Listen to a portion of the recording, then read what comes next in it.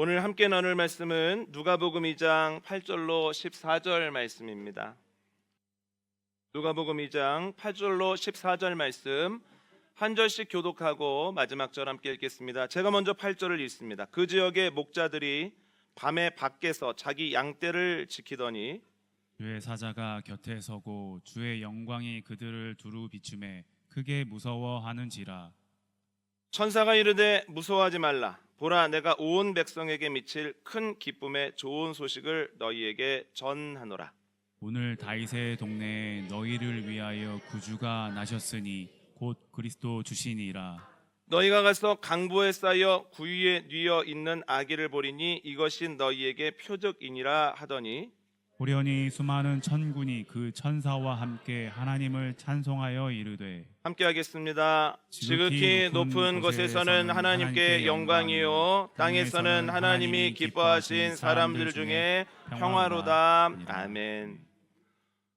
오늘은 예수님께서 이 땅에 오신 것을 기념하는 성탄절입니다. 예수님이 우리를 위해 이 땅에 오셨다라고 하는 것은 복음 중에 복음이고 신비 중에 신비입니다. 예수님이 이 땅에 오시는 모습을 마태복음과 누가복음이 기록을 하고 있는데요. 살펴보자면 마태복음을 보면 동방에서 별을 연구하는 사람들이 어느 날 하늘을 보다가 깜짝 놀랍니다. 어딘가에 왕이 태어났구나. 그렇지 않고서는 이렇게 크고 밝은 별이 나타날 수가 없다. 그래서 꽤 오랫동안 먼 거리를 별을 따라 옵니다.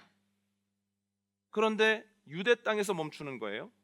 그래서 그들은 유대 땅을 다스리는 분봉왕 헤롯이 있는 예루살렘 궁으로 가서 묻습니다. 유대의 왕으로 오시니가 어디 계십니까? 그 얘기를 듣고 헤롯이 적지 않게 놀랍습니다. 왜냐하면 자기네 집안에서는 아기가 태어나지 않은 지 꽤 오래됐거든요.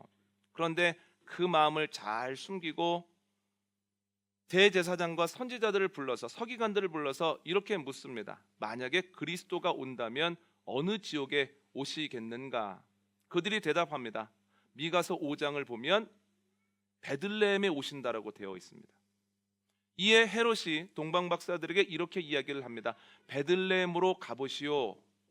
그런데 나도 궁금한 것이 있는데 그 별이 나타난 것이 언제쯤입니까?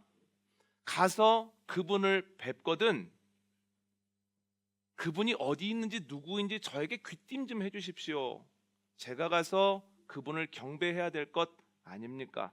왜 그럴까요? 찾아서 죽이기 위함입니다. 얼마나 무섭습니까? 이게 마태복음에 나오는 내용입니다.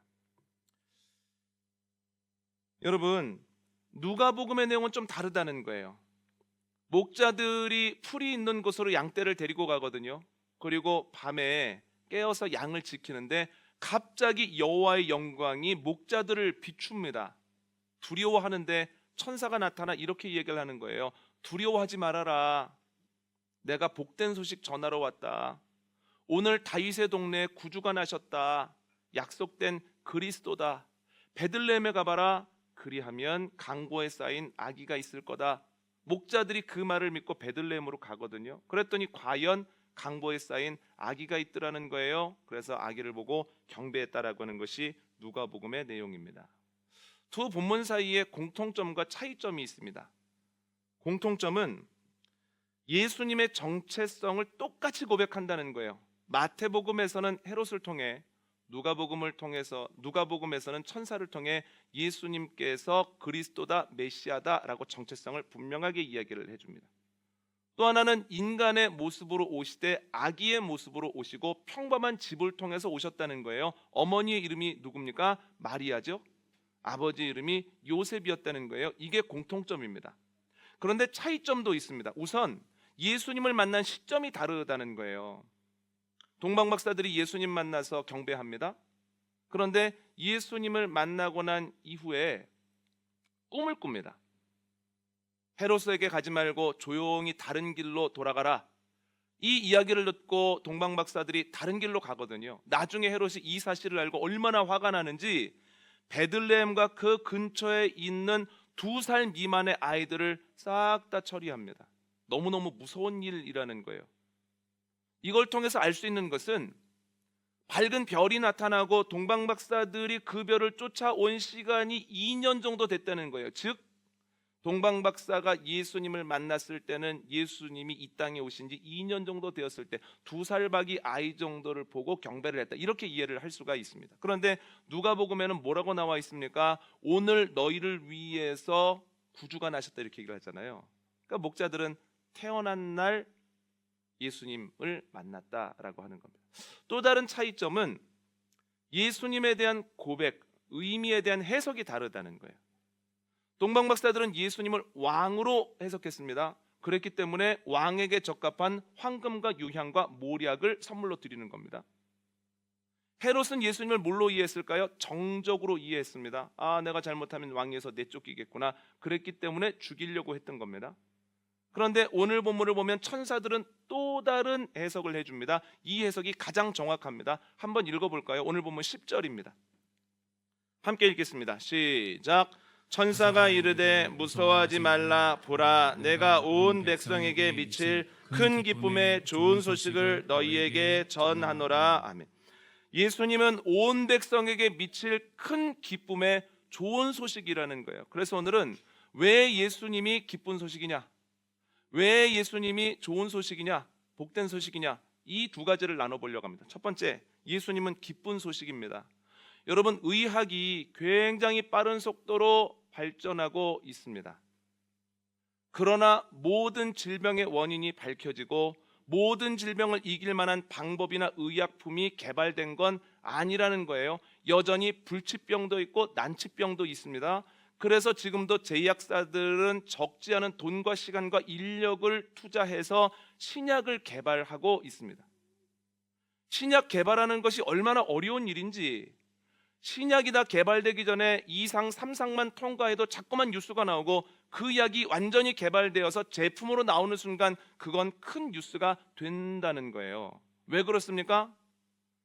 약이 개발되면 그 병을 이길 수 있는 방법이 이제는 생긴 거고, 그 어려움으로 고통받고 죽어가는 이들에게 살 길이 열렸기 때문이에요. 그래서 신약이 개발된다라고 하는 것은 기쁜 소식입니다. 야, 이제 이길 수 있는 방법이 생겼다, 살 길이 열렸다라고 하는 거거든요. 그런데 그 소식의 기쁜 소식이 얼마나 큰 소식이냐는 그 병에 얼마나 많은 사람들이 고통을 받고 있고 그 병으로 인해서 고민하고 있느냐에 따라 달라진다는 거예요. 그러니까 신약이 개발되었는데 기쁜 소식이기는 한데, 그런데 아주 희귀병, 그래서 몇 명 없는 병에 대한 신약이 개발되어지면 단신 정도로 처리가 되거든요. 그런데 많은 사람들이 고통을 받고 고민하고 있는 질병에 대한 치료제가 개발되어지면 이것은 아주 큰 뉴스입니다. 기쁜 뉴스일 뿐만 아니라 큰 기쁜 뉴스라는 거예요. 그리고 이것은 그 제약사의 위상도 달라지게 만들고 어떤 경우에는 그 나라의 산업 자체도 바꿀 수 있을 만큼 아주 큰 뉴스다라고 하는 거죠. 가령 얼마 전에 뉴스가 났습니다. 치매는 불치병이라고 하는 공식 드디어 깨지나, 이런 제목으로 뉴스가 났어요. 그래서 제목에 따라서 기사를 읽어봤더니 미국에서 치매의 진행을 획기적으로 느리게 만드는 약이 개발되었는데 그 신약을 사용해도 좋다라는 허가를 미국에서 했다는 거예요. 그 뉴스가 아주 먼 곳에서 있었던 일임에도 불구하고 우리나라 뉴스에도 대대적으로 났죠. 그 이유가 무엇입니까? 치매에 대한 고민을 하고 있거나 고통을 받는 사람들이 적지 않기 때문이에요. 어른들 어떤 생각하십니까? 아, 내가 나이 들면서 흐려지면 안 되는데, 내가 가족들에게, 자녀들에게 내가 짐이 되면 안 되는데, 내가 하나님께 깨끗하게 부르심을 받아야 되는데, 내가 예전 같지 않아 하면서 고민하시잖아요.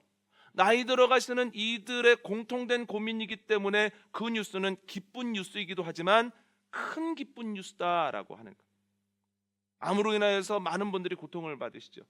그렇기 때문에 연대 세브란스에 이전에 없었던 큰 기구가 들어온다는 소식도 기쁜 소식일 뿐 아니라 큰 기쁜 소식이라는 거예요.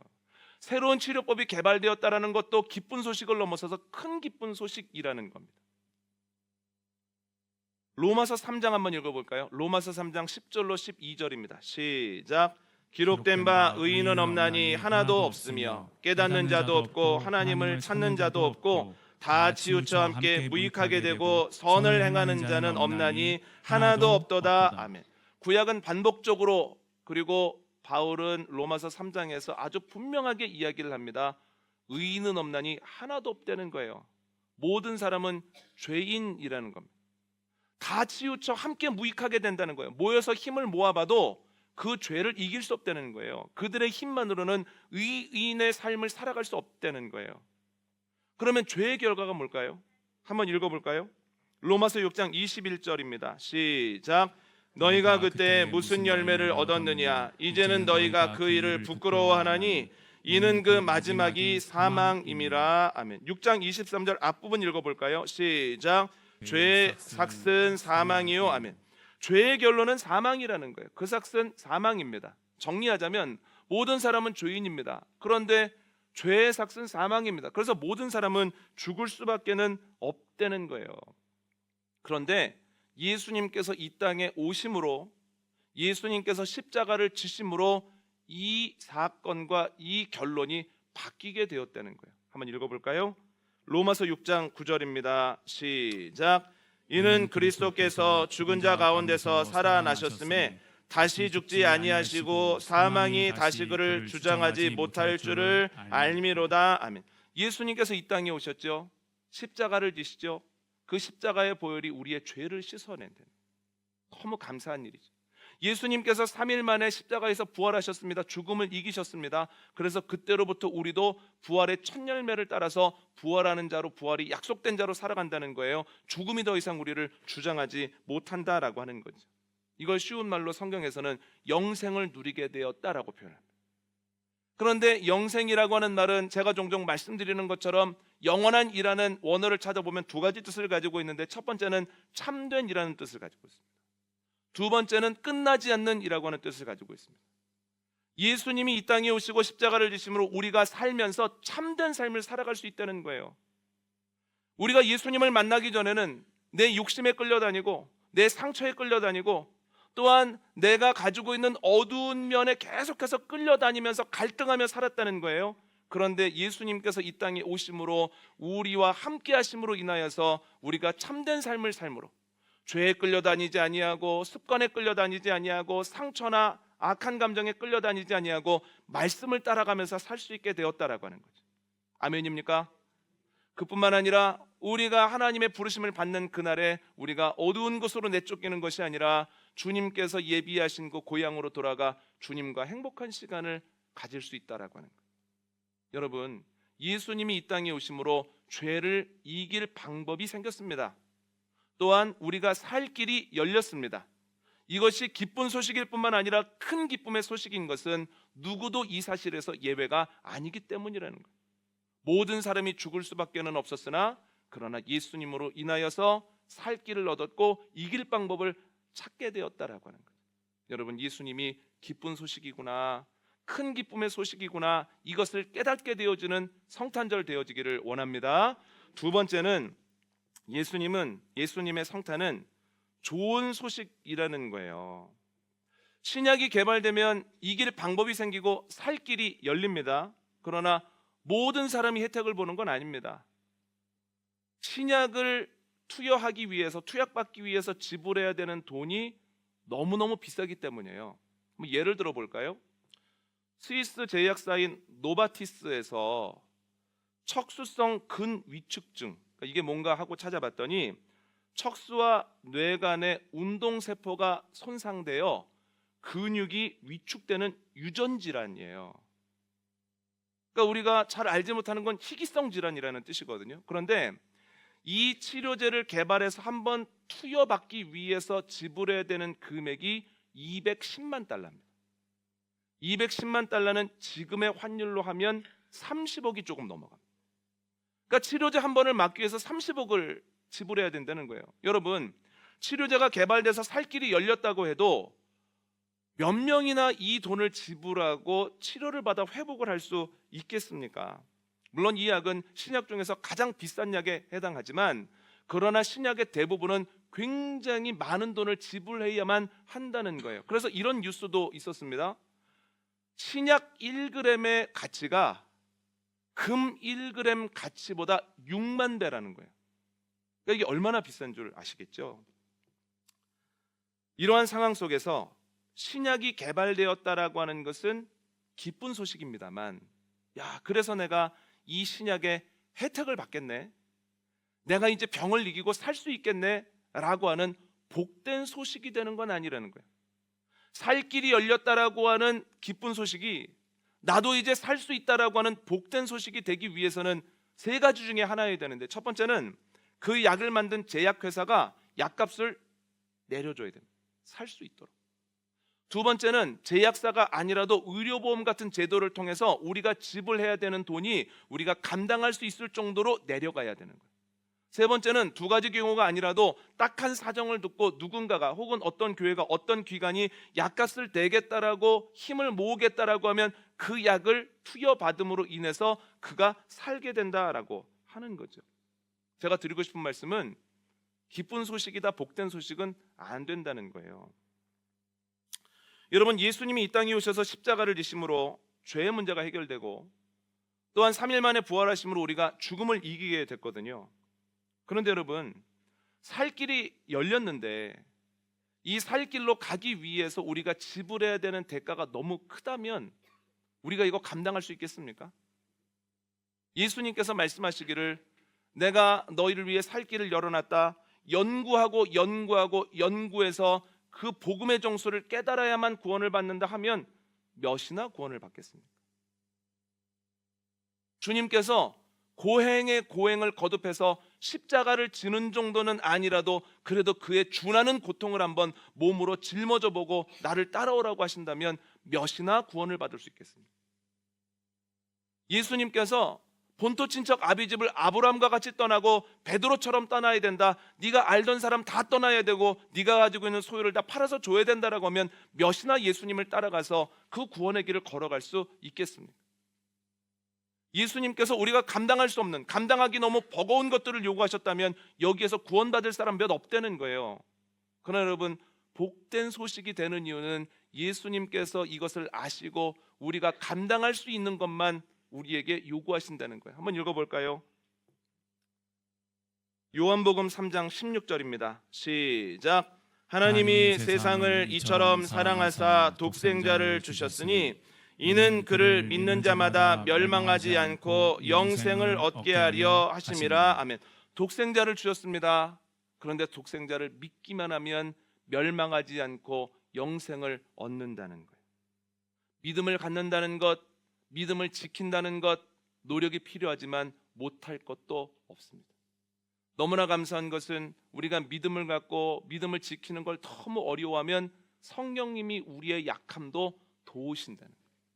그래서 주님께서는 살 길을 열어주셨을 뿐만 아니라 모든 사람이 갈 수 있게 하셨기 때문에 성탄은 기쁜 소식이요 복된 소식이라는 거예요. 바울이 이 사실을 아주 명확하게 합니다. 디모데전서 말씀 한번 읽어볼까요? 디모데전서 1장 15절 말씀 함께 있습니다. 시작.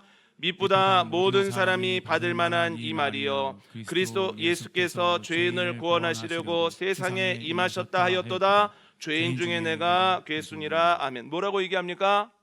주님께서 살 길을 열어놓으셨고 모든 사람이 믿음으로 갈 수 있도록 해놓으셨기 때문에 이 복음은 모든 사람이 받을 만하다는 거예요. 그런데 여기에서 또 눈여겨봐야 하는 것이 있습니다. 다시 한번 읽어볼까요? 근데 이번에는 빨간 부분이 조금 다릅니다. 15절 읽습니다. 시작.